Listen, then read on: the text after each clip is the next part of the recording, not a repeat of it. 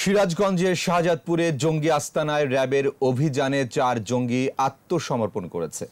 আত্মসমর্পণকারী 4 জঙ্গির একজন সিরাজগঞ্জ অঞ্চলের 90 জেএমবির কমান্ডার কিরণ। আস্তানার ভিতর থেকে উদ্ধার করা হয়েছে পিস্তল ও বোমা তৈরির সরঞ্জাম। রাজশাহীতে গ্রেপ্তার 4 শীর্ষ জঙ্গির দেয়া তথ্যে এ অভিযান চালায় র্যাব। সিরাজগঞ্জ প্রতিনিধি স্বপন মির্জার রিপোর্ট জানাচ্ছেন মাসুম আলিসা।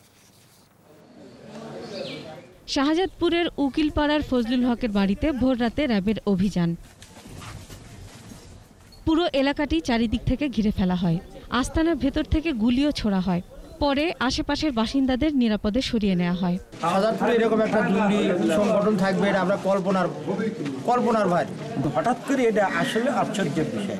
কোনোদিনও জানতে পারি না শাহজাদপুরে এরকম একটা ঘটনা ঘটবে। অভিযানের এক পর্যায়ে আত্মসমর্পণ করে 4 জঙ্গি। এদের একজন পাবনা সিরাজগঞ্জ অঞ্চলের 90 জেএমবির আঞ্চলিক কমান্ডার। র্যাবের যে আভিযানিক দল থাকে তাদের উপরে জঙ্গিরা গুলি বর্ষণ করে। এই অবস্থাতে আমরা প্রথমে এলাকাটিকে ঘিরে ফেলি।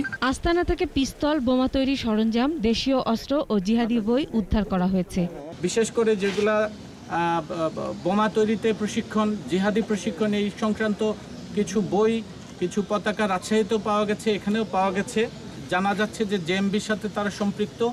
তাদের আঞ্চলিক কমান্ডার মাহমুদের সাথে যে দ্বিতীয় যে সেকেন্ড ইন কমান্ড, তার ছদ্মনাম হচ্ছে কিরণ, সে ছদ্মনামে তার তৎপরতা চালায়। কিরণ হচ্ছে সেকেন্ড ইন কমান্ড। কিরণকে আমরা এখানে পেয়েছি এবং রাত 11টায় মাহমুদকে আমরা পেয়েছি রাজশাহীতে। জঙ্গিদের নিয়ন্ত্রণে আইনশৃঙ্খলা বাহিনীর তৎপরতা থেমে নেই বলেও জানান র্যাব। মাসুম আলিসা, 21 টেলিভিশন।